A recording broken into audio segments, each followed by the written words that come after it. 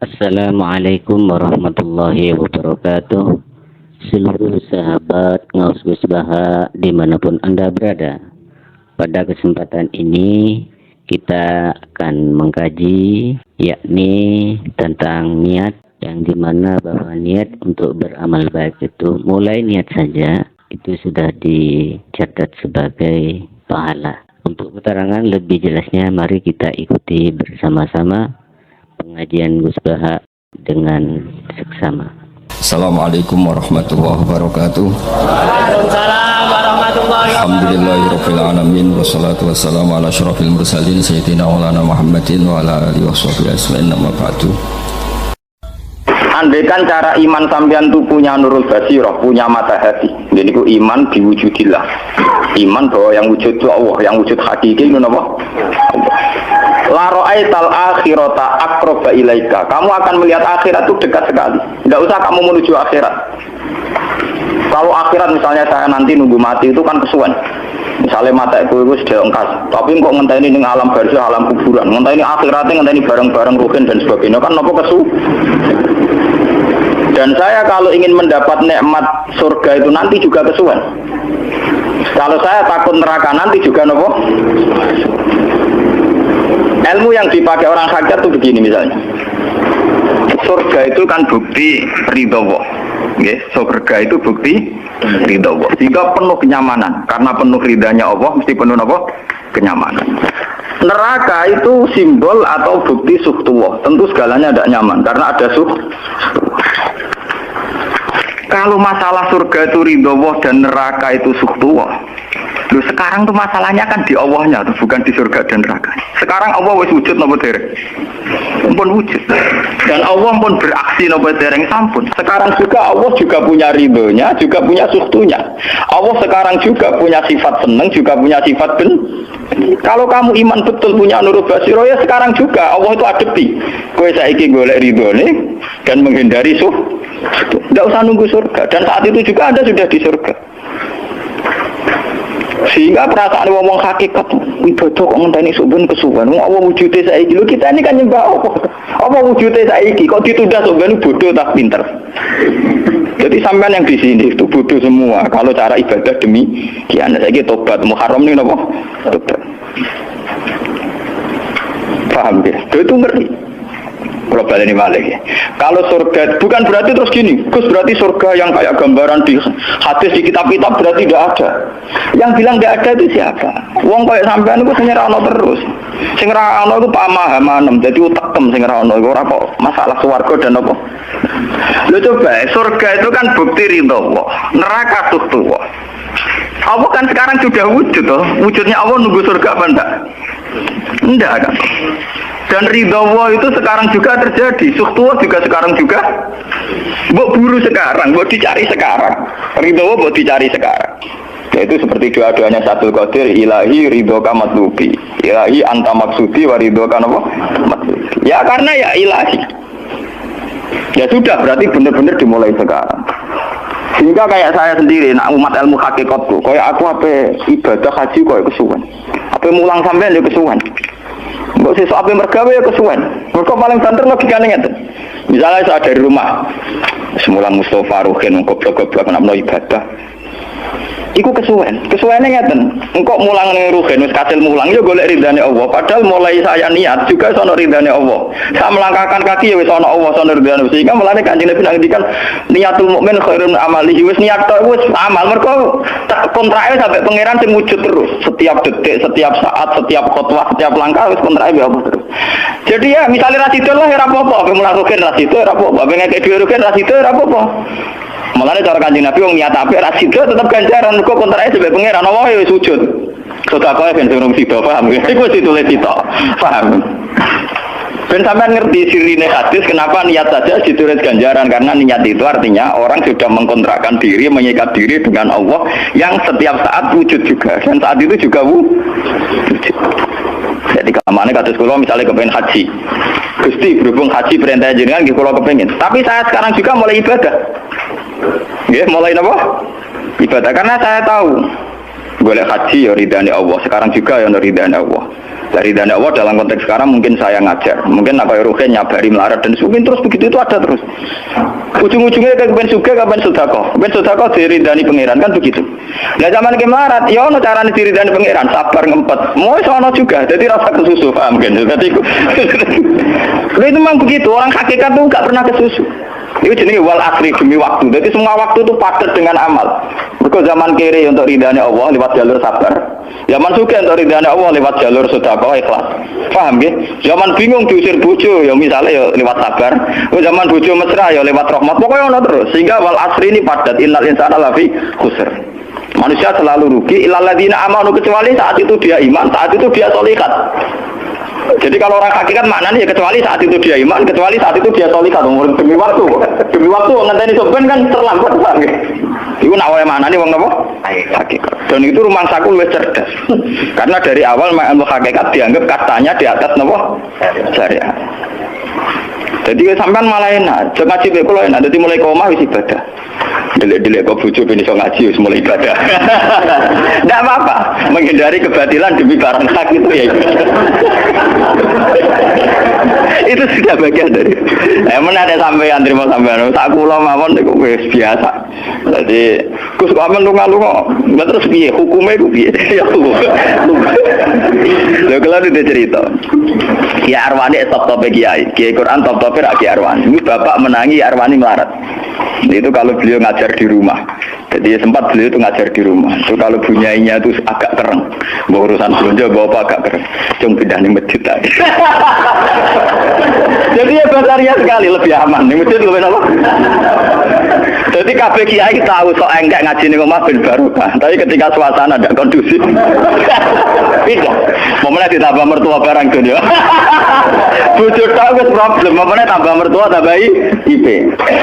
Mulane mubalek ku PD-PD, mergo pidatone ora ning area terlarang.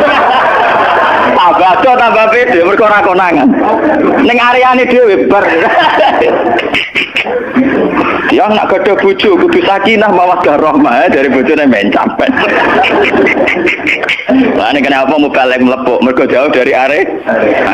Sing ngono tok kuncine.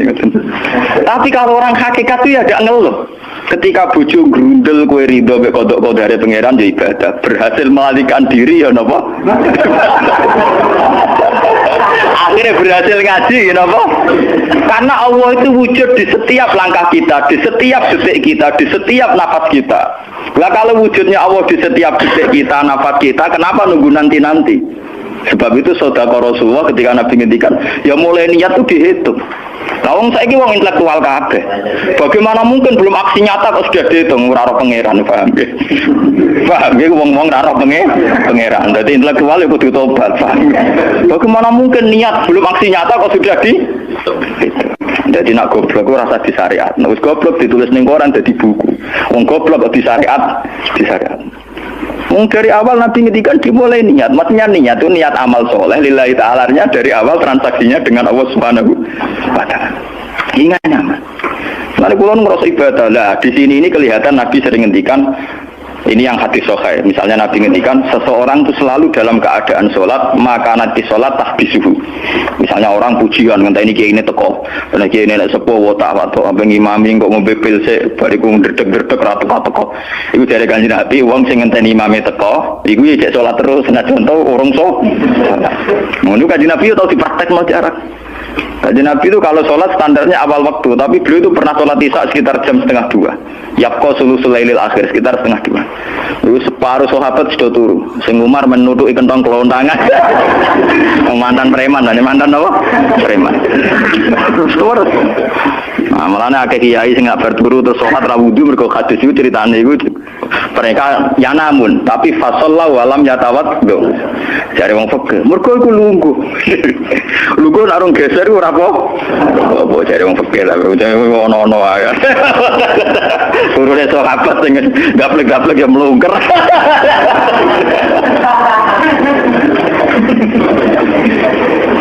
Nek Kanjeng Nabi rawuh santai. Kenapa kalian masih menunggu? Ya karena nunggu sholat engkau ya Rasulullah. Kamu mulai tadi juga sudah sholat. Karena sampean menunggu demi apa? Sholat. Biasanya kita dicatat sedelok. Mereka nunggu terus sholat, mau dicatat mulai mau nganti saiki. Jadi hari ini pahala kamu lebih tinggi. Nabi tenang. Ya memang begitu. Sehingga kalau wal asri innal insana lafi khusrin, demi waktu itu tidak ada ruginya. Misalnya saya juga pernah melarat. Rogen ya tahu melarat nganti saiki misalnya. Artinya saat kita melarat kan duwe niat, aku nak sugih pe sedekah, aku nak alim pe mulang. Niat dihitung ganjaran. Ketika kamu real, yang sekarang real kan ngadepi kekerean terus kowe sabar ya ibadah. Jika ora kemrungsung aku ibadah ngenteni juga. Begitu juga yang ingin haji.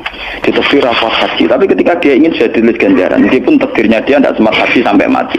Tapi per detik dia tetap berdialek dengan Tuhan, bertransaksi dengan Tuhan. Jadi disebut Quran yastarun. Yastarun itu transaksi. Inna wastara minal mu'minina anfusahum wa amalahum bi anna lahumul jannah. Allah Ta'ala itu membeli diri kita. Diri kita itu kata Nabi ini sing asli dawuh Nabi, ora dawuh mubalek lho. Ngeleng-eleng. Ini ilmunya ulama, bukan mubalek, harus dicatat. Nabi itu ngitung ibadah. Itu dimulai dari diri kita. Ngendikane pangeran inna wastara minal mu'minina anfusahum. Allah membeli diri kamu. Diri kamu itu ya organ kamu, sel-sel yang ada di kamu, saraf-saraf kamu, semua yang ada di tubuh kita. Karena apa? Dalam desain Tuhan dan rencana Tuhan, pikirannya pangeran kemana madun di batuk ya gue sujud, dua lesan ya gue mulang, mertua dua lesan ya gue ngandani mantu ya gue takzim mertua. Pokoknya dalam desain Tuhan begitu. Sehingga semua organ tubuh itu desainnya untuk taat, desainnya untuk apa? Ya desainnya untuk taat. Sehingga ketika taat itu belum nyata dan orang itu niat sudah dihitung. Apalagi setelah nyata dia melakukan, potensinya saja baru potensi sudah dihitung. Makanya ketika Nabi, ini yang hadis sahih, suatu saat Nabi itu ditamu melarat-melarat. Wes melarat ngenes den. Kok ditonggo sugih lomo ngenes den. Wes melarat ditonggo napa? Sugih. Terus matur ya Rasulullah, zahaba ahli dusur bil ambal. Tiang-tiang sugih niku nak moro putih-putih kok nggawa donya gelem sedekah. Yusalluna kama nusolli wa yasumuna kama nasum. Wis ngoten piyambake nggih salat nggih poso. Posone nggih kados kita, salate kados kita. Tapi wa tasaddaquna bi fuduli amalihim. Tapi mereka punya kelebihan iso napa sedekah. Jadi kamane wong melarat iki ngenes, duwe rival soleh ditandingi angel. Mergo salate padha, mulane wong melarat seneng nek wong sugih ra poso, oh unggul aku. Mergo wong soleh melarat nek disaiki soleh juga ya gak trimo. Wah matane wong tenan. Lha iku zaman Nabi ora trimo kan. Dadi kan terus sowan Kanjeng Nabi. Kanjeng Nabi kula di tangga soleh, salate kados kita, pasane kados kita, cuma wa tasodakuna bi buduli apa? Mereka keunggulannya bisa sedekah menjadi duit. Sekarang Kanjeng Nabi itu ngendikan apa perlu ala adlukum, apa perlu kamu saya tunjukkan sesuatu yang kamu bisa sedekah dengan yang kamu miliki. Ya Rasulullah. Itu pertama yang dihitung Nabi itu fi kulli sulama minan nas sedekah. Setiap sel atau organ atau ros-rosan manusia itu dihitung apa? Sedekah. Itu kan luar biasa. Jadi yang dihitung itu yang fisik, anfusahum, fisik kita ini sedekah. Itu yang paham tuh orang-orang hakikat. Yang paham tuh orang-orang apa? Hakikat. Orang hakikat ini cerita ilmu kelas tinggi ini, tapi tak terang lebih lucu ben paham. Sistem wujud kita, kados saniki bahak wujud. Saya itu dalam penanggalan orang tua saya itu lahir 1970. Makanya tahun baru Muharram ini bagi saya spesial karena saya pas umur 40. Nak waras, nak ora waras ya diparingi waras. Ya ini ra waras sampean malah kaya apa?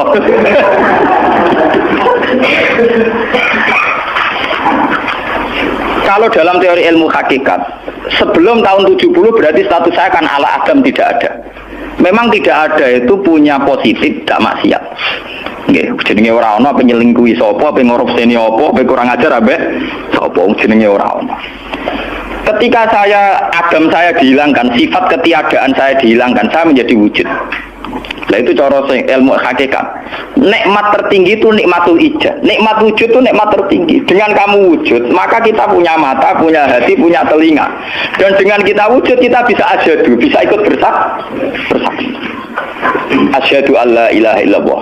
Jadi dengan kita wujud saja, potensi wujud saja dengan kita wujud itu nyekseni. Ternyata langit bumi digawe Allah. Allah sing gawe aku, Allah sing menciptakan ini semua. Sehingga dengan modal syahadah saja itu orang sudah min ahlil jannah. Andai kan orang itu maksiat seumur-umur tapi pernah baca la ilaha illallah tetap dakhalal jannah. Mbok digodhog kaya apa ning neraka suwe tetap dakhalal jannah. Mergo umpamane neraka selawase pangeran ya ana salahe. Iku mau ngiral hadis qudsi, sak bedik-bedike wong misale umure 100 tahun maksiate ra 100 tahun. Lah kok disiksa luwih 100 tahun ra pangeran napa lho? Mulane pangeran nyiksa ya ana batese wong maksiate wong ya ana batese. Tapi diwalik iki ngoten, ketika ana wong taat mulai bayu taat nganti mate, dilebokno pangeran swarga. Kowe ras bab mlebu swarga. Jare wong iku nggih ngertos Gusti iki kula taat ra maksiat sak umur-umur. Iya, tapi ning swarga 80 tahun wae ngene taat mau 80 tahun riang. Ya nak maksiat iku 80 tahun, nerakane 80 tahun ae, tapi nak taat 80 tahun kok swargane ya 80 tahun. Yo kene neraka ae, nang engko bar 80 tahun tak pindah ning neraka wong taat 80 tahun. Mboten Gusti pendapat kula ralat, kula mlebu swarga krana fadhole jenengan. Lah ana iku abadi fadholku. Menawa kene apa ning swarga kok abadi, mergo fadhole Allah. Mulane Kanjeng Nabi ngendikan, tidak akan kalian masuk surga karena amal kalian. Tapi kamu masuk surga karena fadlnya Allah. Ada sahabat yang tanya, wala anta ya Rasulullah, juga tidak engkau ya Rasulullah, wala ana. Saya sendiri tidak akan masuk surga karena amal saya, kecuali dikasih rahmat Allah. Orang Mu'tazilah, orang ahli sunnah yang orang-orang syariat berdebat kusir tentang masalah bagaimana mungkin masuk surga tanpa ngamal, modal fadlnya Tapi orang hakikat cara baca jelas, nak krono ngamal ada durasinya, ada apa? Durasinya, dan itu batas amal kita 80 tahun. 80 tahunnya Mustafa umat soleh ya lagi, ya tahu puber, tahu nakal, tahu kedonyan, meh mate tua ini terus do, malah mau birang tahun, paham no? Terus ngono cek kumat-kumatan ora stabil. Nyatane ora ana crita ning swarga pas saat ya kok swarga, eling ra stabil dakon neraka kan ya mboten enten. Ya ora dikocok mbek pangeran ya.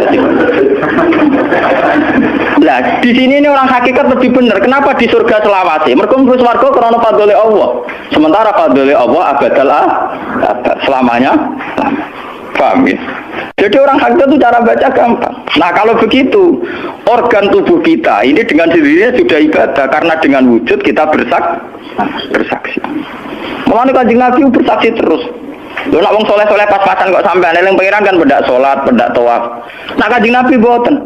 Kanjeng Nabi semua organ tubuhnya iso dijak eling pangeran. Perkara mangan itu barang sepele penting aman. Nabi baca bismillahirrahmanirrahim. Setelah makan ya baca alhamdulillah. Mau ke WC itu Nabi juga baca bismillah. Setelah dari WC sesuatu yang biasa, Nabi juga bilang alhamdulillahilladzi azhabanil adza wa afani. Semua sistem tubuh kita butuh makan, baca bismillah juga ibadah. Kita butuh berak nanti bisa membuang al-adza, piloro. Itu juga nanti dihitung oleh Nabi alhamdulillahilladzi azhabanil adza wa afani. Sehingga semua proses tubuh yang ada pada Rasulullah semuanya menjadi nopo? Ibadah. Nah, makanya Nabi ngitung, makanya sama ndak usah ngeluh dengan fisik yang sekarang ndak usah ngeluh. Nah, aku ganteng ya syukur paling ganteng. Nah, elek alhamdulillah potensi zina saya rendah. Mergo ora ono sing minat. Paham ya? Nah, jabat ya sing syukur mergo iso amar ma'ruf nahi mungkar lebih luas. Nah, ora jabat berarti tidak ada kemungkinan korupsi. Berarti semua harus kita syukuri. Atus kula nu kiye cilik ya syukur, kiye gede syukur. Sampeyan bubar ya syukur mawon. Pokoke kula niku wis ndonga mbek pangeran, angger pangerane ora sing bubar wonten kula santai mawon. Terus Nabi menyebut lagi, yang disebut Nabi itu hal-hal kecil. Wa imatatul azza minatori kesedekah. Kue kono kotoran atau ada duri atau apa yang mengganggu di jalan, kamu singkirkan juga nopo ibadah. Lalu itu yang luar biasa. Nabi akhirnya ngendikan, wa fi buti ahadikum sedekatun. Bahkan kamu menggauli istri kamu itu juga ibadah. Padahal suatu yang seks, yang pornografi, yang biologis, Nabi juga nyebut, wa fi buti ahadikum sedekah. Dalam organ buduk kamu itu juga sedekah. Sampai sahabat ada yang tanya, ayati ahaduna syahwatahu wa huwa lahu ajrun. Bagaimana mungkin ya Rasulullah orang mendatangi syahwatnya kemudian dia dapat pahala? Pengurusan syahwat masa untuk ganjaran ya Rasulullah. Tapi apa kata Nabi? Alai salah wadu'aha fi haramin akana alaihi wisrun. Nah ini salah letak itu kan ya dosa. Mane bojom sok ben kabeh masuk elek-elek lah sok ben ahli swarga kabeh. Mergo piye wong lanang ora iso zina nak bar dikeki sing wedok, paham. Minimal ada durasi sekian jam dekne ora kuat zina. Dan itu prestasinya sing Makanya dari Nabi, api-api wong wedok sing lanang mari doyan terus. Berarti diterusno kena elek-elek wong wedok. Repot. Nabi itu, lu bukan apa-apa karena Nabi ngertine Nabi loh, kawin itu ya tarku zina. Kawin model saiki ra engke-engkean, ngertine Nabi nek jenenge nikah ya ghadulil basar wa ahsanulil farj. Istilah aslinya Nabi tentang nikah itu ghadulil basar wa ahsanul farj itu. Saiki ono istilah sing macam-macam. Bentuk keluarga sakinah mawaddah rahmah. Engko sok ben anak tua ben anak ana sing rumah pakaian teori. Sing ora anak kowe nganti tuwek sapa? Sing ora anak soleh sapa? Malah do arep-arep matine bapak ya pirang. Wong suka kakean teori, suka kakean apa? Nah dia anak kan enak anak tua ada sing rumat. Engko iku zaman sugih wali wong tuamu, paling nasib pun ndak ngono iku padha. Lan ambyok. Paham ya? Iki ben sampean ngertos. Dengan teori ini maka surga dan neraka dihitung seperti ilmu hakikat tadi. Paham ya? Jadi ridho Allah itu sudah ada sekarang dan itu nanti dijelmakan surga. Suhtullah sudah ada sekarang tapi nanti dijelmakan neraka. Tapi masalahnya Allah itu wujud mulai sekarang, mulai zaman azali sampai sekarang wujud. Kalau Allah itu wujudnya sekarang, tentu ada ridhonya juga sekarang, ada suhtunya juga sekarang. Jadi kalau nunggu nanti terlambat.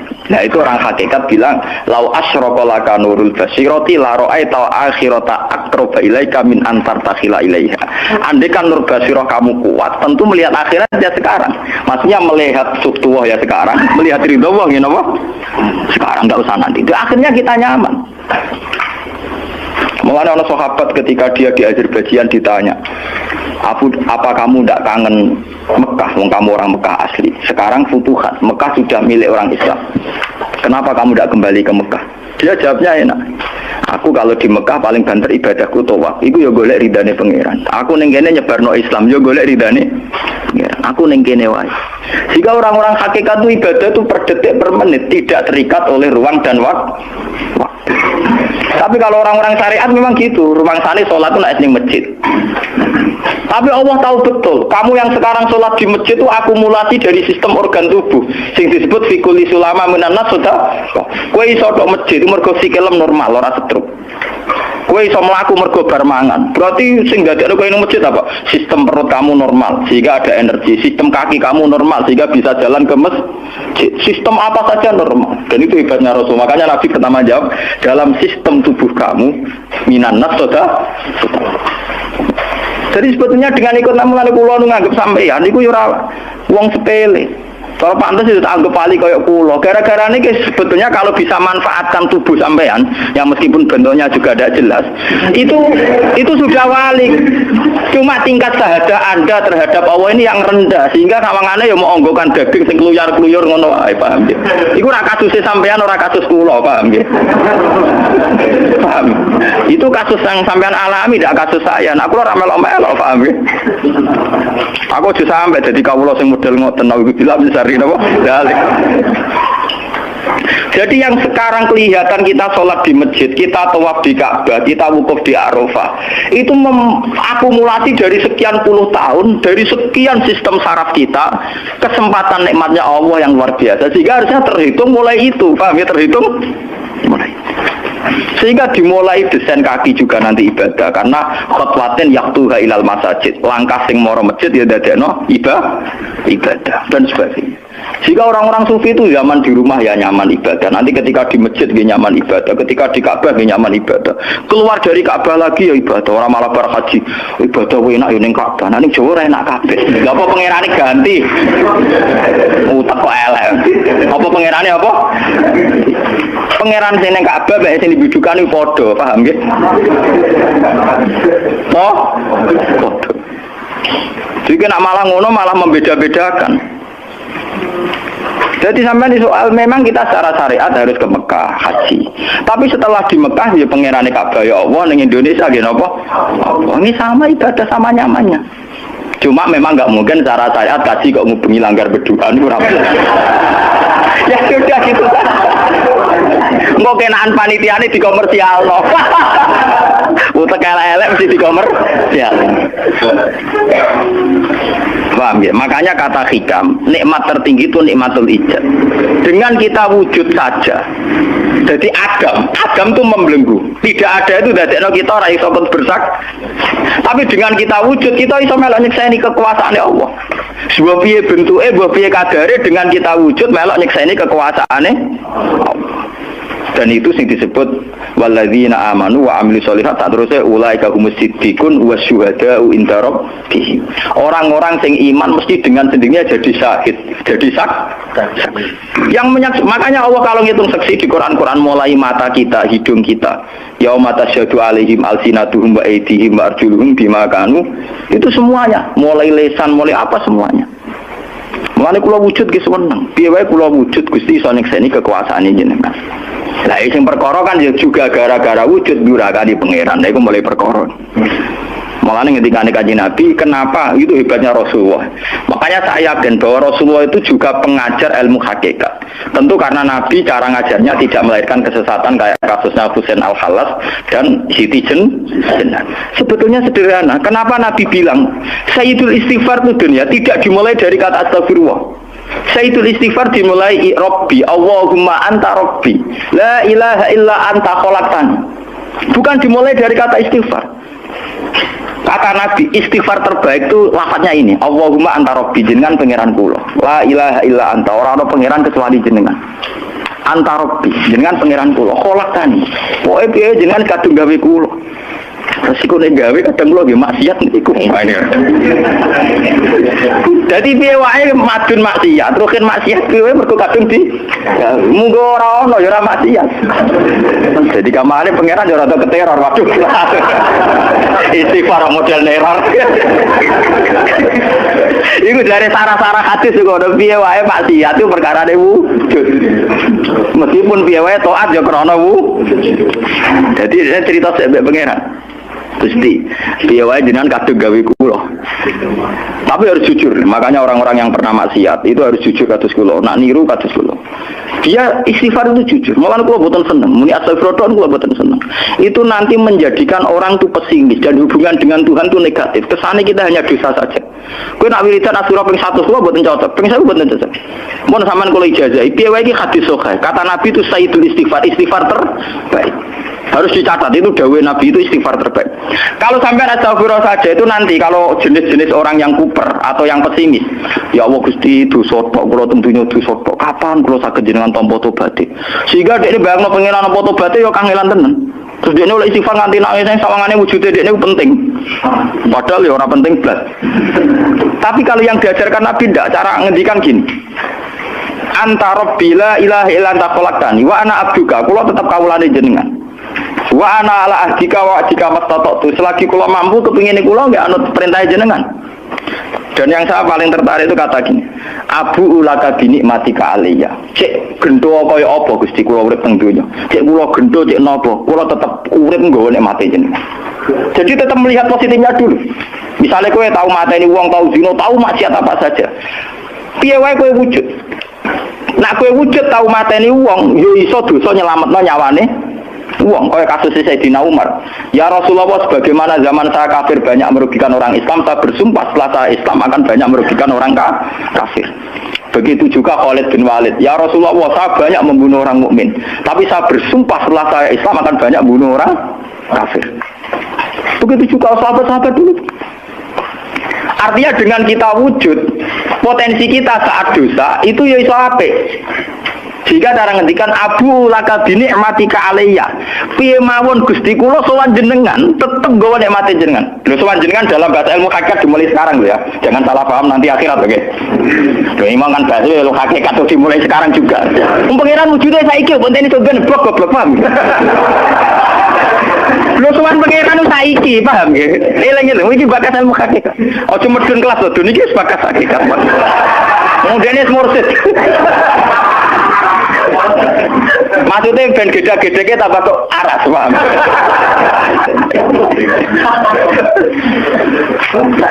Ben roh. Lu sowan pangeran mulai saiki. Sekarang juga kita sudah sowan Allah. Tentu kita kudu ikrar semua nikmatnya Allah yang sekarang juga. Abu laka binikmatika alayya, piye mawon Gusti kula tetep balik nikmate jenengan. Status saya wujud ini mergo nikmate jenengan. Gara-gara kula wujud nyekseni wujude jenengan. Akhirnya gara-gara kula nyekseni wujude jenengan nak maksiat yo sungkan Gusti. Wa abu laka bidzambi faghfirli, nak pas kula dosa ke jenengan sepuro, mergo kula nu salah. Wong wis wujud kok durakani jenengan, tapi kudu jenengan sepuro faghfirli. Fa innahu la yaghfiru dzunuba illa anta. Sing saged nyepuro dosa namung jenengan. Ora bakal awake dhewe disepuro ta ora penting. Lah kadang orang itu cara berpikir disepuro ta ora ya, nah disepuro ampun neraka. Nah disepuro ampun swarga iku goblok. Enggak ada nabi ngajarkan gitu. Nabi hanya ngajarkan fa innahu la yaghfiru dzunuba illa anta. Yang hanya bisa mengampuni hanya engkau titik. Sudah ke awakmu ora usah bakas ora penting mau dengan telepon. Kenapa tidak penting? Karena tadi dimulai la ilaha illa anta, tidak ada wujud hakiki kecuali jenengan. Saya akan pernah menerangkan di sini. La ilaha illallah itu maknanya orang ada wujud hakiki kecuali Allah.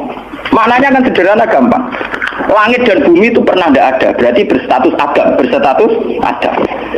Agame langit bumi dimusnahkan oleh Allah dengan langit bumi diwujudkan. Setelah langit bumi diwujudkan juga wujud dalam keadaan rentan. Wujud sing ora hakiki, wujud sing dalam keadaan batil. Karena setelah wujud iso dilenyap. Berarti zaman Adam ya Adam sing iso diwujudkan, zaman wujud ya wujud sing iso diadamkan.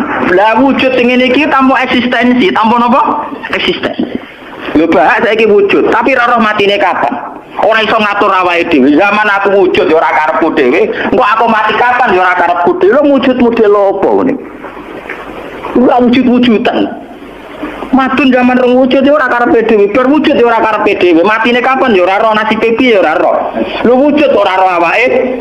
Dhewe iki jenenge wujud-wujud sing rentang. Lah wujud sing rentang disebut wujud imkan. Sing Allah wajibil.